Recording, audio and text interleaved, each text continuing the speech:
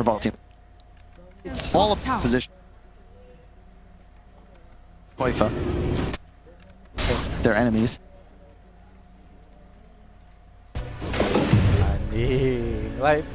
Here tries to take this. They do have the Purge from Shadow Demon, but no sense in trying to fight your Gangster. Set up high ground though. Once again, go kill on Quincy and they get him. They're going to trade up Poshka.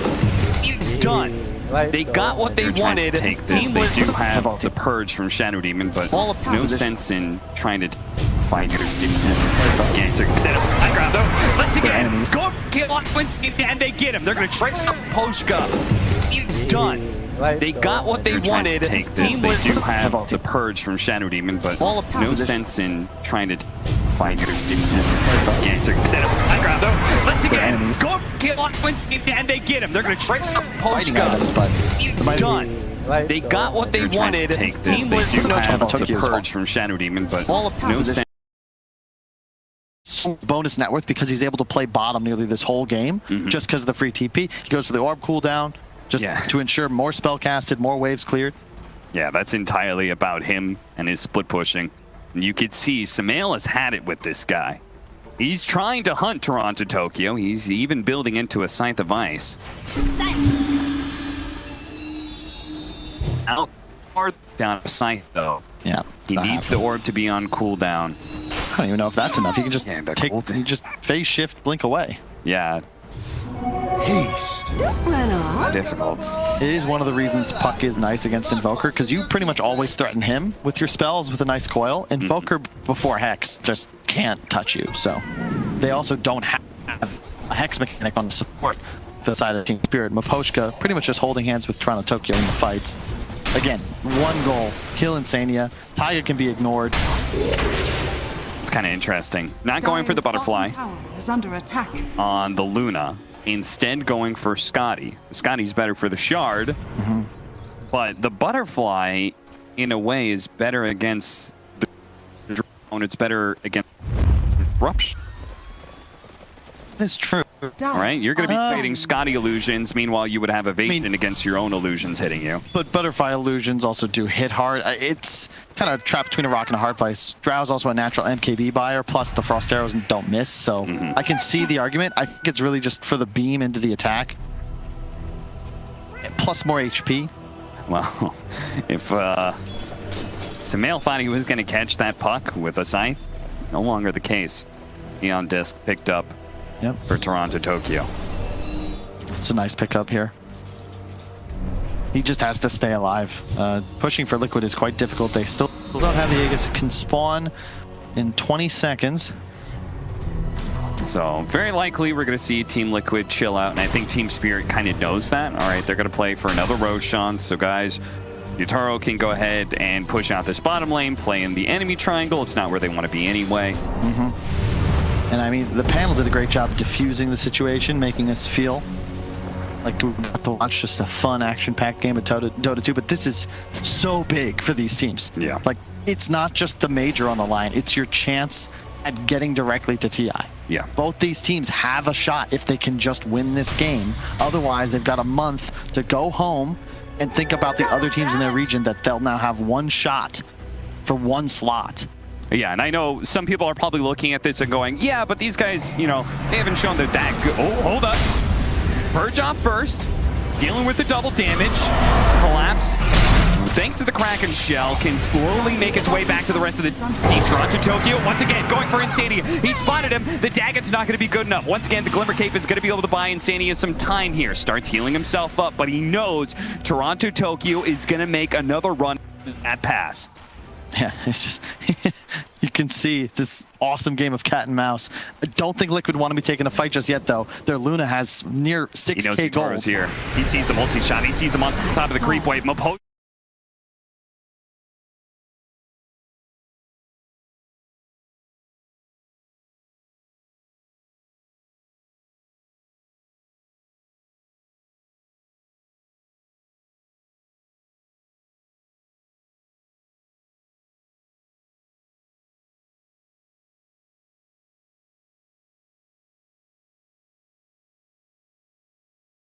And now he's stuck on this high ground with the rounds going in. Yotaro throwing damage from the low ground. It doesn't matter with your elevation. You've got him dead. Toronto Tokyo helps out with a double kill. And they don't have the buyback on Team Liquid. Toronto Tokyo now chasing after Taiga as well. He is relentless. He will not stop. He is not content until he brings down every member of Team Liquid. And he'll manage to get a third kill for them. Yotaro. 4 in total for Team Spirit. Still with the mind on the objectives. He was pushing out bot that whole time. They can immediately go for base. And insane. The Satanic came out, an immediate disarm from Collapse from the Tidehunter. Mickey was just trapped. They took that entire fight without Invoker. He had no buyback on Sumail. It just spent gold.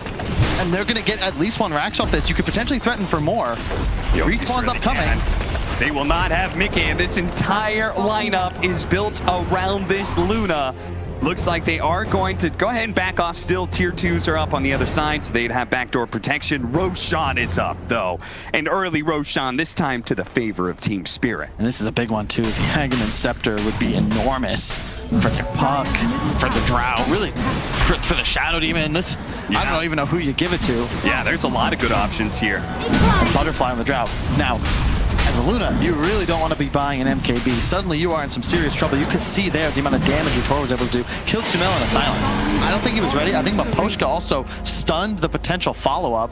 Yep. Sumail just died in like 4 seconds. Mira, he's the one to grab the Aghanim Scepter. So they're not going to go for the hypothermia. Drow, not really that necessary. They're going to buff up Mira even more. They've entrusted this young 4 position to take this Aghanim Scepter and continue to shut down Mickey.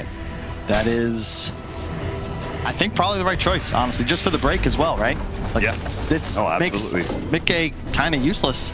And in addition, Drow, with that range advantage, is just going to pummel him with damage. It's a tough game for Liquid. They were 8,000 ahead. Suddenly has that entire advantage. All the map control, look at that.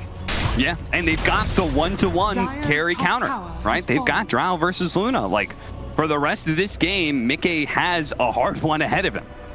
They're going to have to, in turn, now be the ones out-executing Team Spirit when this entire time, the shoe's been on the other foot. Yeah, and really shout out to Toronto Tokyo. This guy has been unbelievable. Just carrying Insania up and down the map, constantly shoving waves. They're going to offensive glyph and go for it. 1 Rax down bottom. Liquid are not quite ready for a response. They've got to be back. Dire's top tower is under attack. Collapse. Taking the tornado in style here is Yotaro on the low ground. Pocanthus tier 3, they are going to turn around immediately. Nice Hex reaction from Maposhka. He's bought the G's, but it looks like he's just going to die. Lotus Sword doesn't stop that damage. Meanwhile, the Tidehunter disrupted up. They do have the Cataclysm. Collapse actually blinking into it, but it doesn't matter. They can go ahead and heal up. They do have Mickey turn around. Taiga on the front lines here. Now that they've lost their tanky offlaner, they're going to buy back on him, and he knows it's needed. Mickey is trying in desperation to hit him with these loosened beams, but it's not doing hardly any damage. They just don't have it, Cap. And the break mechanic, oh my god, it works so well on Enchantress as well. Yes, it does. Quite tried to go for a stop of Yotaro. Beautiful man to dodge there. Brings down the range barracks. Liquid under so much pressure now. And will they break? This is tough, Cap. Spirit just have all the answers. They're finding it so much easier to execute cores. Toronto Tokyo, far more effective at finding the backline supports. Meanwhile, it feels like Maposhka is just casting, as is Mira. They select any target, cast spells, it will die. The massive, the just purges on anybody that he away.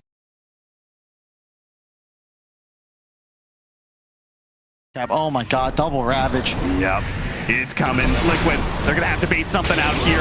Mickey challenging Yotaro right away as he approaches the high ground, but look at that damage that's being dealt. Somebody's gonna get on top of this Drow Ranger, otherwise the marksmanship does too much. The Purge, it's gonna break him. Taiga's dead, now goes the Ravage. Mickey's gonna be targeted, second Ravage ready to go if necessary. They're immediately gonna buy back. Collapse, holding on to this tool to be able to win the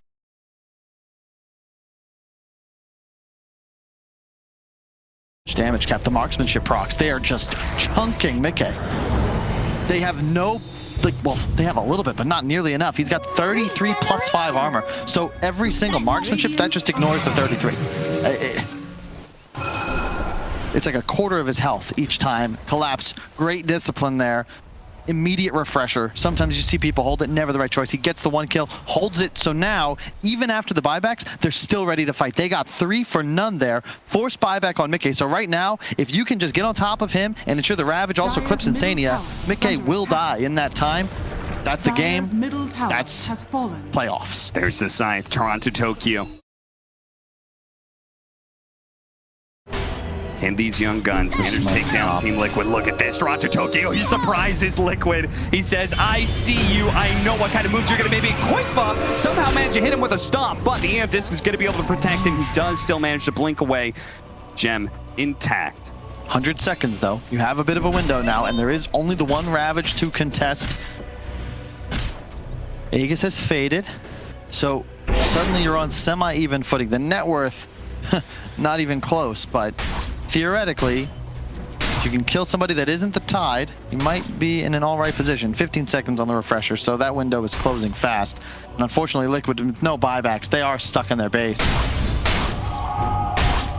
Team Spirit. You know, we've gotten a chance to be able to watch Team Spirit as they've made it through from the first to second season. Such an improvement from the first one into the second. I think the one thing we all agreed, potential was the name that we would put on Team Spirit time and time again. So much potential. The question was, here at this LAN event on an international stage, would they, due to their lack of